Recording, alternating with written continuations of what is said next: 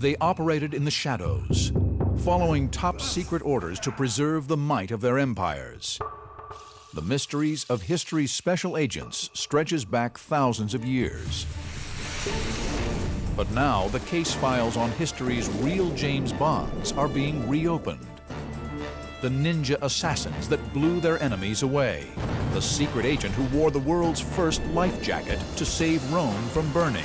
The Italian genius who wrote secret messages on the inside of eggs. And the elite spy communication systems that supported history's greatest empires. The surprising results will reveal a profound insight into the world of the ancient secret agent, one that is still true of the men and women who serve in the intelligence community today. Blowing the whistle on the hidden world of the secret agent is our ancient discovery.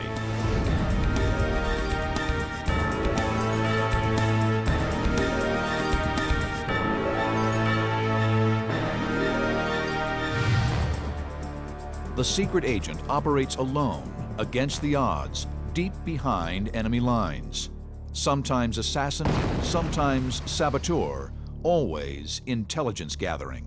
They are a vital part of the military machine today, and the same was true in the ancient world.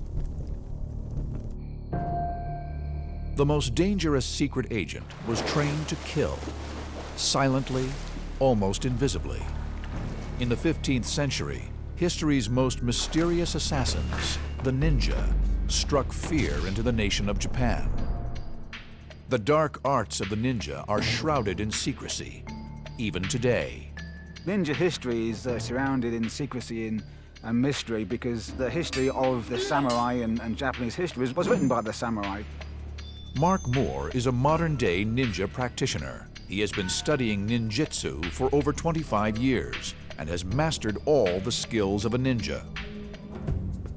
The ninja's most basic combat technique was unarmed jujitsu, the art of softness. A martial art that involves holds and throws, pinning an enemy to the ground. The art also trained the ninja in how to break out of enemy holds, but nothing was off limits. Jiu-jitsu trained the ninja in gouging, striking, kicking, and incredibly, even biting an attacker. However, they also used simple and deadly blades. One of the most common was the shuriken. Many of them were just simple bits of metal bashed out into any sort of shapes that could be thrown. The result is a cheap but deadly blade. There's various ways of using a shuriken. Throwing it at a target, or you can use it at close quarters to rip and to tear or to lever things apart. But there is a surprising and little-known aspect to ninja weapons. They adapted their shuriken blades to create bombs. Evidence comes from an ancient Japanese text known as the Bansen Shukai. A lot of the information comes from Bansen Shukai. The Bansen Shukai is an ancient Japanese text written in 1676. It is one of the first known written records of ninja activities and practices. It details the types of implements that were used, techniques, and ninja strategies. The book is a set of blueprints that reveal the secrets of how to turn the shuriken into a bomb. Richard Windley has been studying these ancient texts and has recreated the ancient ninja attack device. What they did with these devices was to make them into what we would now call a stun grenade. A shuriken bomb is effectively a smoke bomb, a hand-thrown device with black powder and a fuse. This would hurtle into a room maybe, or a whole volley of these things hurtle into a room, and then suddenly they'd explode. The device is simple, yet devastatingly effective. It involves strapping two equally weighted hemispheres full of black powder onto the shuriken. This allows the shuriken to be thrown into an attack without upsetting the balance and aerodynamics of the projectile. The throwing technique could be exactly the same as on a normal shuriken, but the results totally different. There'd be quite a loud bang, which can sort of obviously affect the ears. The flash could disorient people. It could also give them temporary flash blindness for a few seconds, which may be enough for the assailants to get in and do whatever damage they were trying to do. With the strategic use of small amounts of black powder, the ninja would quite literally appear to disappear in a puff of smoke. But the mysterious Bansen Shukai blueprints hold even more surprises for scholars of the ninja, who were renowned for stealth and silence. For the development of ninja explosives did not stop at the shuriken bomb. The ninja also used gunpowder to cause surprise and confusion. So we know from the manuals that some of these bamboo devices were used singly, like the grenades, but they also speak of multiple ones. So these might have been full-size ones, or they might actually have been smaller ones, which were used more, not to cause damage, but to cause disruption. And this is a sort of multi-charge device, and these would have been fused together so they wouldn't all go off simultaneously. So it'd be a bit like a sort of crackerjack. So throw a few of these into a room, and it would be a surprise tactic. There could be a small group of people, perhaps 4 or 5 people, lobbing a whole load of these, and it would be like being attacked by maybe 20 or 30 or 50. Others had serious potential as anti-personnel weapons, comparable to modern hand grenades. Now, when you cut bamboo, it's got what is called these nodes, and they're actually like little sealed compartments. We can just see that one's sealed there. And if you just cut them either side of the node, we get a completely sealed tube, which is quite effective. I've drilled a hole in these to fill them with, to put the gunpowder in, then a little plug which would be glued in with some sort of resin adhesive, and then we put the fuse through the little hole in the top. Light the fuse, lob this thing, and you've got quite an effective grenade. We're trying to simulate one of these grenades going off just as it's passing someone's body. This would be coming through the air at a fair speed. And we've placed this dummy here so that we can get some idea of how much damage this thing would do to the human body.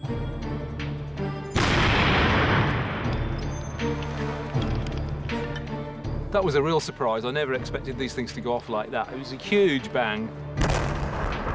We've got bits of bamboo actually impaled into the dummy. We can see areas of charring here, all from a simple little device with a few ounces of gunpowder.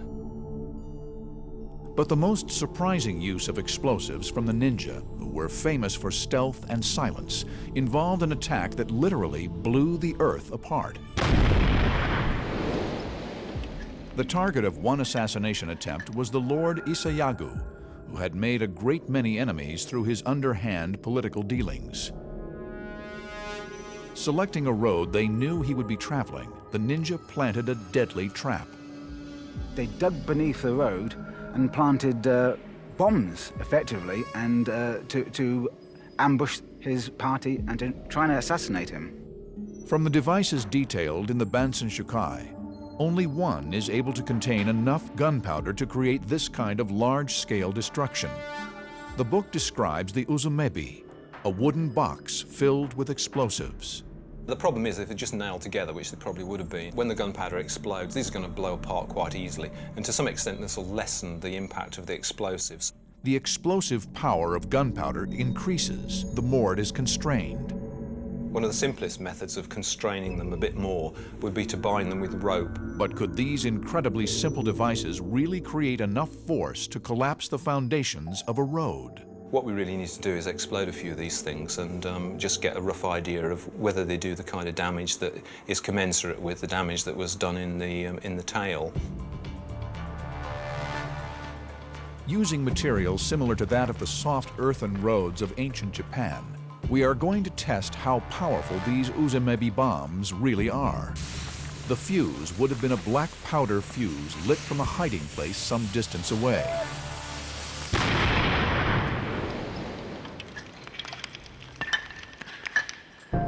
Well, I think that was pretty significant. That was a fairly small device, about a pound and a quarter of gunpowder. It's completely demolished this pile of earth here. We imagine those 3 or 4 times that size, sapped under a road. That's the end of the road, and whatever happens to be walking on the road. And it's also a really surprisingly loud crash.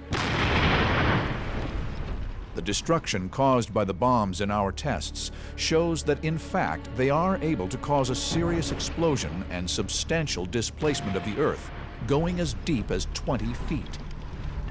It was a great explosion. It worked technically fantastically. A big hole in the road, much death and destruction. The great warlord Isayagu was killed. As was characteristic of the ninja, they would have attacked unannounced and undetected. This covert tactic, coupled with their explosives knowledge, would have been a terrifying and deadly combination. A true demonstration of the skill and resourcefulness of ancient Japan's secret agent. But 1,000 years before the ninja, a Roman secret agent went undercover to save the entire city of Rome. How did he swim against a river torrent wearing a solid metal suit of armor, yet still float? In 390 BC, Rome was under siege by 70,000 marauding Gauls. When the Gauls took over Rome, they didn't just take over the city, they destroyed it. Besieged on the Capitoline Hill, senators had to watch as Rome's history burnt to the ground. The survival of the city rested in the hands of one man, a secret agent who swam 130 feet across the river Tiber in a suit of armor. How did he do it? And why didn't he sink? It's a mystery 24 centuries old. Rome in 390 BC was a tenuous place to be, where power shifted from day to day. The Gauls surrounded the city and trapped Rome's senators on Capitoline Hill. Rome's only hope was an army stationed 17 miles away, commanded by General Camillus. Roman tradition and law forbade generals from leading their armies into the city. Even in this time of crisis, Camillus needed the permission of the Senate to assume temporary dictatorship and march on Rome. Camillus had to get a message through to the senators. He needed to get their approval for him to be made dictator and general so that he could lead the forces to victory and regain Rome. How did he do this? He chose one man, the first kind of hero of the ancient Roman story, to take that message for him.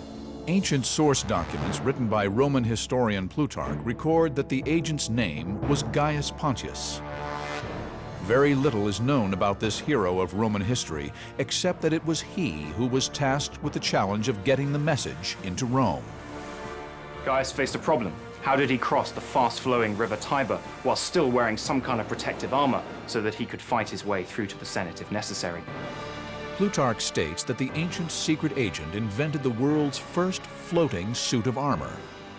And he half swims, half floats across the river, and then climbs up at night and manages to make contact with some of the key Roman leaders. And he says to them, listen, there's this man that you exiled called Camillus. He's exactly the man that we need to come back and defend us at this time of great crisis.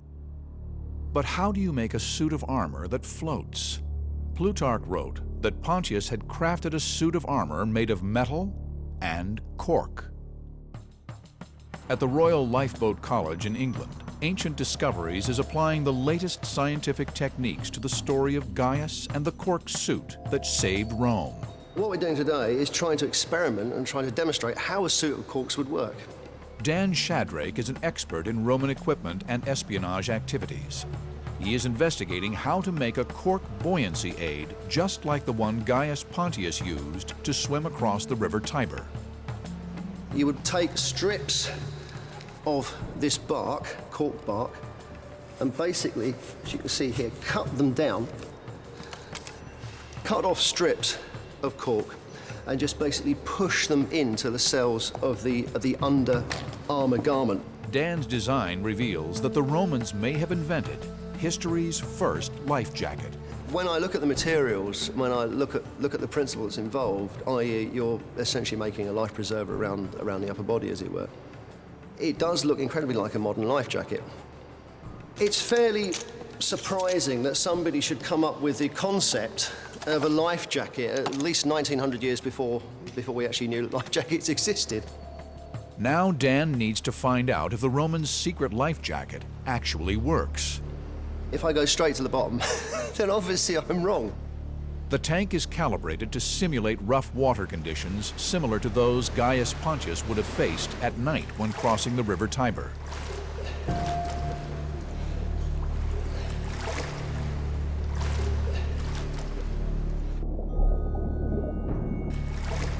Amazingly, Dan floats comfortably. I'm still retaining my buoyancy.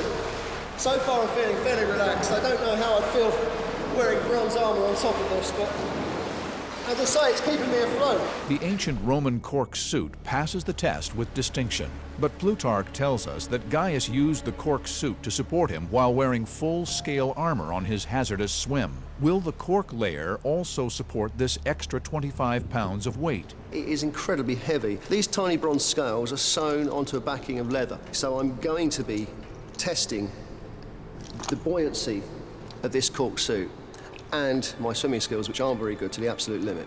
If Gaius had encountered Gaul resistance, the plate armor would have allowed him to fight his way out, but it weighs 25 pounds.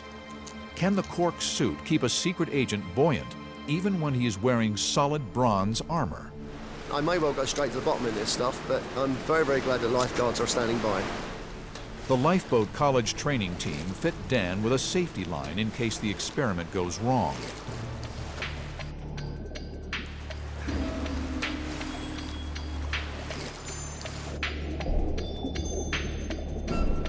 I don't believe this, I'm actually buoyant. No, I am still being kept afloat. I'm having to work at it a lot more. The buoyancy of the cork acts against the force of gravity, which is trying to pull the metal armor under the water. The structure of cork contains lots of pockets. These fill with air, and although some air escapes when the cork is put in water, enough remains to make the wood extremely buoyant. I was amazed that I had any sort of buoyancy at all. There was a massive effort to keep afloat, but if I hadn't had the cork flotation device, I'm pretty sure I'd have gone straight to the bottom. This is a heck of a weight. Gaius Pontius was able to swim undetected across the river Tiber in his full armor and to deliver his message. The senators knew they had no choice. They made Camillus dictator of Rome. Now Camillus could bring troops into the city without breaking the law. When Camillus came back and took control of Rome, threw the Gauls out, thanks to the help he gained from Gaius Pontius and perhaps the cork buoyancy aid, he was called a second Romulus, a second founder of Rome. And Rome, from that period on, only gathered in strength. Sometimes a message must be sent without a secret agent to carry it personally. The ways in which the ancients delivered secret messages were extraordinary. Amazingly, there is evidence that they wrote some on the inside of eggs. Working undercover, deep behind enemy lines, the secret agent is called upon to infiltrate, sabotage, and even assassinate for his country. But by far the most important and valued asset the secret agent produces is information, intelligence. Getting the intelligence home can be as dangerous and difficult a task as any the secret agent must perform. Counterintelligence agencies try to intercept communications. The answer for the secret agent is steganography. Steganography is the art or science of secret writing. It was often associated with mysticism and the occult in the medieval and Renaissance period. The point was to send secret messages between diplomats based on secret, personal, private texts that the rest of the world couldn't read. A mysterious and little-known figure from the ancient world can rightly be thought of as the father of steganography. His work is the basis for many top-secret communications even today. His name was Giovanni Porta. Giovanni Porta was one of those amazing characters in history that had an insatiable curiosity and will to acquire knowledge on all and every subject available to him. He was born in 1535 in Naples, and he was born into a very wealthy family, so he had a superb education, the best that was available at the time. But Porta lived under the shadow of the Spanish Inquisition, a 356-year campaign against Jews, Protestants, and explorers of what the Catholic Church defined as heresy.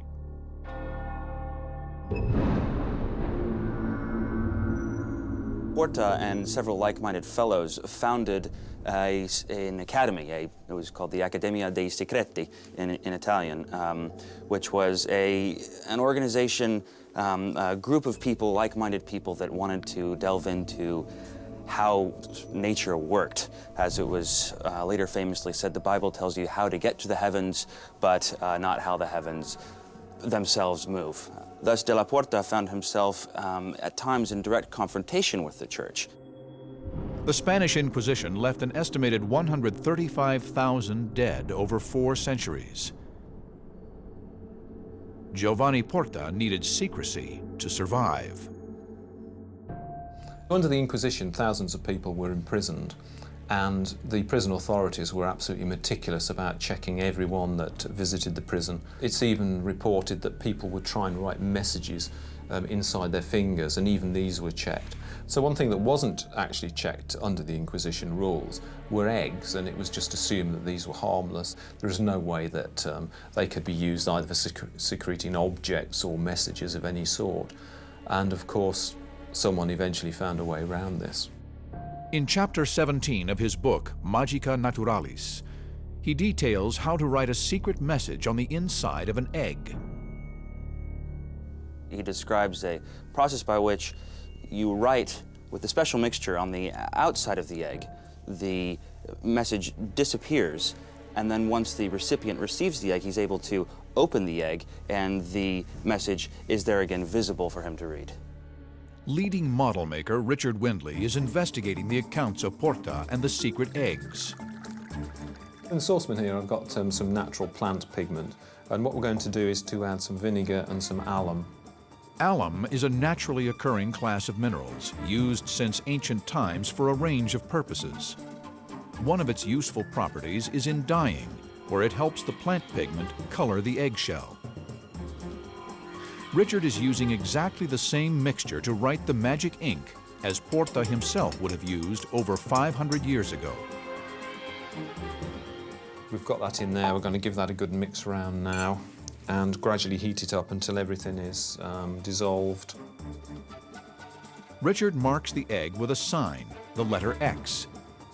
He must let the ink dry for 20 minutes before immersing it in water for an additional 5 minutes. What we need to do now is to leave this for a while, so what we want is for the acid and the alum and the pigment to actually be absorbed through the eggshell, which is sort of semi-porous. The egg is then boiled, washing away the ink. The acids in the ink seep through the eggshell to the inside, leaving no visible trace.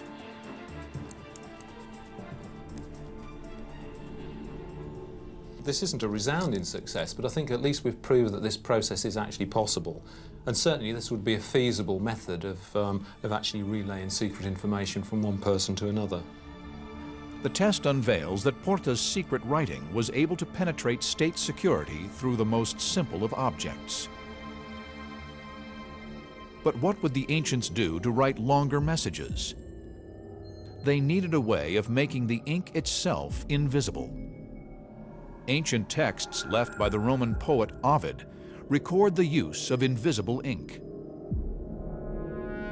One of the first examples we get from the ancient world of the use of invisible ink is not to do with military warfare. It's not even to do with political intelligence gathering.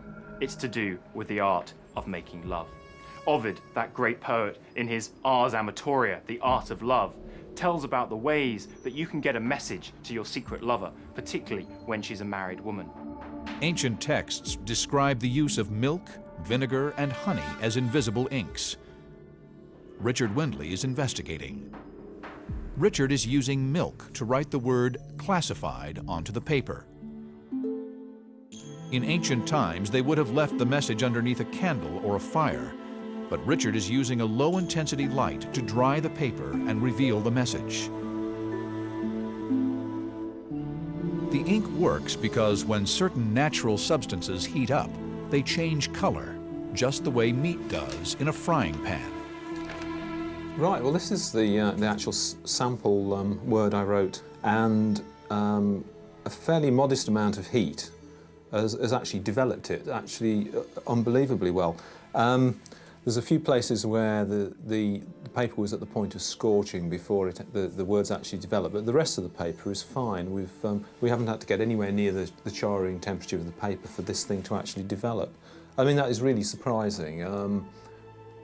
Maybe we tend to be a bit sceptical about some of these texts that we read, even as late as 20th century texts, but it just seems rather far-fetched. But, you know, it's worked, and it's worked really well. Ancient secret agents weren't just trained to write on the inside of eggs, they were also trained to kill. Sometimes the weapon they used was as simple as a knife, but at others, it was as complex as a clockwork-operated bomb.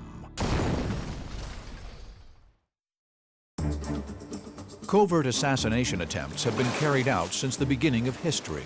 Secret agents ordered to eliminate the enemy target and leave no trace behind. One of the most complex weapons ever designed to do this was the time bomb, used throughout modern history to take out men too well protected to be killed by conventional means. In 1955, Chinese and CIA secret agents placed a time bomb on a light aeroplane in an attempt to assassinate the Chinese premier Zhou Enlai. At 9:25 Greenwich Mean Time, the bomb exploded, sending the burning aircraft crashing into the sea. The agents who planned the attack might have been surprised to discover that they were following in the footsteps of secret agents over 400 years ago. Hidden in a mysterious ancient text from the 16th century lies a description of what could be the world's first time bomb. We have a number of early texts from the 16th century onwards, and at that time people were experimenting with pyrotechnics. Gunpowder was a relatively new kind of development. It had been around for a while, but people were finding new ways of using it and developing it and finding out its full potential. And there are often in manuscripts there's sort of talk about trying to set off a bomb with a clock. One such manuscript is a military manual written by the Austrian military engineer and bomb designer Wolf von Senfenberg. Ancient discoveries expert Richard Windley is finding out how such a weapon was constructed and whether it would have worked. We've just got these tantalising references in the text to time bombs. So really my job here was to think, how can we actually build an effective working time bomb given the technology of the time? The first thing they'd have needed was the timer. A time bomb, by definition, requires some sort of time delay system. And what I've got here is my kind of reconstruction of one of the very earliest of the mechanical timing devices. In essence, it's basically the escapement of a very, very early clock. Mechanical clocks started to appear in the 13th century. The first clocks that came into being tended to be public clocks. These would be on towers and would strike the hours. They didn't have faces, they didn't tell the time with hands as we're familiar with now. They simply worked by striking bells. Known as alarums, these early monastical clocks were used to ring the bells for religious services. They worked through a system of weights and wheels. To put it in its most simple terms, we've got the gravitational force acting on the weight, which is turning this wheel here. And that is imparting just enough energy to the folio, this bit at the top, to make it go backwards and forwards. But the folio is in turn stopping that wheel and allowing just one tooth at a time. The clock runs for as long as it takes the weight to fall. A beautiful and intricate piece of ancient engineering. But Richard thinks he's found a way to adapt the alarm system of this clock, turning what was an innocent religious timepiece into a potentially deadly weapon. On the monastic alarm, this would ring a bell. But if we want to set off some other sort of device, particularly if we're talking about a time bomb, we can simply modify this lever, and I've got a little rod here coming off this lever. And all we need to do is attach that to some ignition system. For an ignition system, Richard decides to use the wheel lock, a revolutionary gadget that appeared in the 16th century. The way it works, basically, is that there's a little wheel which has got serrations on it. And inside the lock is a strong spring which rotates the wheel. Resting against the wheel is a piece of iron pyrite held in a clamp. When the trigger's pulled, we pull that little wheel whips around very, very sharply, about 3/4 of a turn, as I say, and the friction between the serrations and the pyrite causes a little shower of sparks, and those sparks are enough to light the priming powder. an ideal component for a time bomb. The beauty of the wheel lock is the fact it's small, it can be set or cocked, and it'll just sit there until that trigger is pulled. Perfect for a secret agent whose target is powerful and well protected.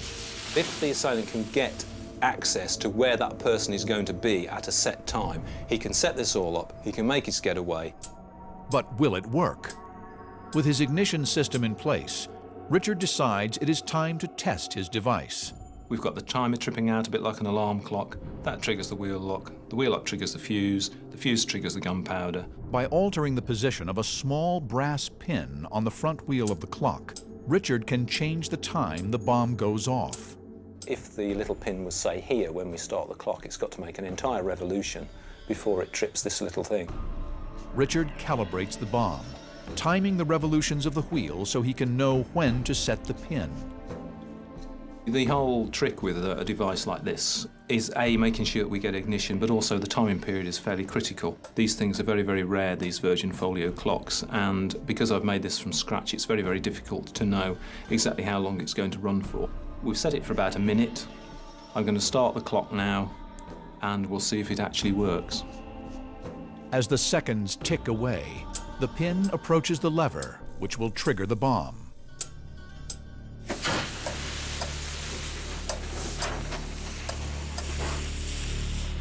The mechanism is a success, and the fuse is lit. It all worked exactly as we'd hoped it would.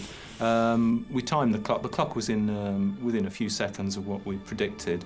And just for a brief second, I thought the primer wasn't going to go in the wheel lock, but there was a very slight delay, and then the primer burned. This test has proved the principle. The earliest designed time bomb could have worked. And with further adjustments, the bomb could be set with a longer delay, giving more time before activating the device and the explosion. By interposing another chain of gears in there, we could make this run for about 30 times longer than this is actually doing, so we could easily get hours out of this. Had the barrel been full of gunpowder, the whole building would have been reduced to a pile of rubble. It would be most useful situated in a cellar or under a great hall, so that the whole thing would collapse. It'd be very difficult to get this in very, very close proximity to the target because the noise would be heard. But if it could be sort of secreted away behind drapes, or as I say, underground or underneath the floor of a room, then there's no reason it shouldn't work. But although it's likely the bomb would have gone off, it's uncertain whether it would have killed its target. When the CIA planted its bomb on the Chinese premier's plane in 1955, the assassination attempt failed because he never boarded the flight. The reality with all time bombs, whether ancient or modern, is the ability to ensure that the victim is in the right place at the right time. Based on the tactics of Alexander the Great, Ancient Discoveries has set a 4-mile race between 3 ancient communication techniques: carrier pigeon, horse, and fire beacon. Which would you bet on?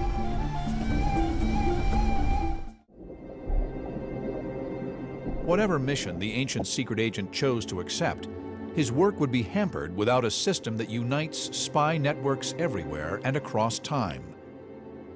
Getting the message home. Secret agents rely on complex communication systems to deliver priceless data back to base. The ancient world was no different. This is a world without internet, without telephones, without TV, without text messaging, without satellites. This is a world where you have to invest huge resources, huge manpower into creating a network through which you can send information and through which you can establish authority. No one understood this better than Alexander the Great, the most successful military commander in history. A man undefeated in battle who conquered over 2 million square miles of land, all by the time he was 30. In a short space of time, only 13 years, he created an empire bigger than the world had ever seen. In order to create and then control it, Alexander needed an intelligence network as strong as his army. If his secret agents couldn't get intelligence back quickly, it would be out of date. And it was through this gathering of information, that the armies were able to position themselves, were able to engage and find the enemy in such a vast country, and most importantly, to outwit them in tactics. 3 principal message-sending techniques were deployed: the carrier pigeon, the horse, and networks of fire beacons. But for over 2,000 years, historians have puzzled over a baffling question: which was the quickest? To find out, Ancient Discoveries is launching a giant communications race. Over 4 miles of coast, each of our 3 competitors will race to successfully deliver a secret message. What we're doing today is an experiment, and it's a real valuable archaeological experiment, because we have all these ancient sources that tell us these things work. We've done experiments to a degree elsewhere that show that they do work. We've never managed to compare them. Each competitor will have exactly the same equipment and instruments as the ancients would have had over 2,400 years ago. The most common form of transport in the ancient world was the horse. Horse messengers were a critical part of Alexander's communication system. He developed a sophisticated horse relay network across his empire, with each station positioned a day's ride apart. Standing in the way of the horse's victory is the ancient world's stealth plane, the carrier pigeon, used since Egyptian times to carry messages over difficult terrain. To monitor the progress of the bird, pigeon scientist Tim Guilford is attaching a GPS tracking device to the pigeon's wing. This is one of our latest miniature GPS logging devices. It has a receiver chip in the center here, and this listens to, if you like, a constellation of orbiting satellites around the Earth. And when it picks up 3 or more of these satellites, it can, using essentially radio waves, triangulate its position anywhere on the globe. Our final competitor is the most advanced form of ancient communication system, a 2,000-year-old form of Morse code, a technology that sent messages encoded by fire unlimited distances. Fire relay systems were very fast. Flame to flame. You see the flame, you light yours, it moves on. But a giant flaming beacon isn't very covert. To send a message that the enemy can't read, the ancients needed a secret code.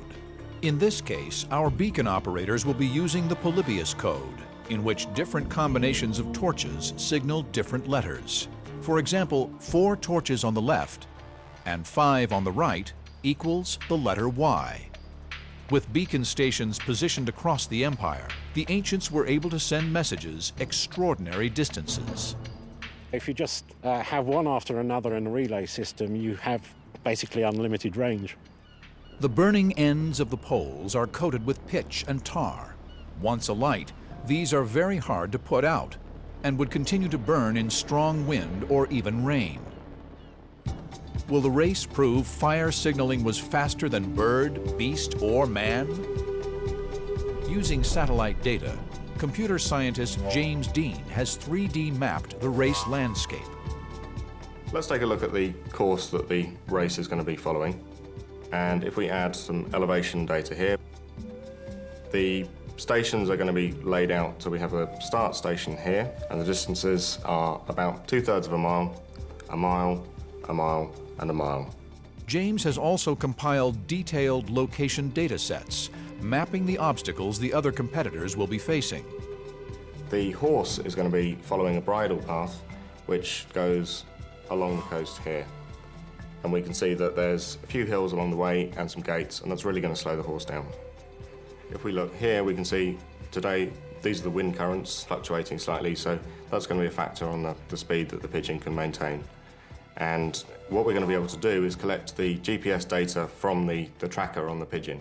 And once we've got that, we can see when it's covered the same distance as the rest of the participants, and we'll see who crosses the virtual finish line first. Begin the race in 5, 4, 3, 2, 1. Please give the message. Thank you. Ready? The race is on, and the message is given to each competitor. The pigeon leaps into the air, the clear, quick starter. On its back, it carries a GPS chip. This will send a signal to an array of satellites across the northern hemisphere, tracking its every position. Not sure that's homeward, though. Whilst we're waiting for the GPS data to come back from the pigeon, we can be following the progress of the horse versus the fire signal. And it'll be interesting to see how four legs compare to the A-frames, which will be sending their signal via light, which will be travelling at about 186,000 miles per second. The horse won't be going nearly that fast. At a steady canter, a horse can travel at around 15 miles per hour. But the beacons are taking time to transmit each letter of the message. 3-1. After 1 mile and 10 minutes, the horse approaches Beacon Station 2. And as we get to the second station here, we can see that the horse and the signal are neck and neck at the moment. The signal has been received at the second station and is about to be transmitted onto the second one as the horse goes by. At Station 3, a weakness in the ancient fire beacon system becomes clear. 4-2. This is interesting. 3-2. We're now at 15 minutes and 30 seconds, and we can see that the horse is now passing the fourth station. And if we look at the fire signals, it looks like the A-frames are having some sort of difficulty. The message is still caught up between the third and fourth stations at the moment.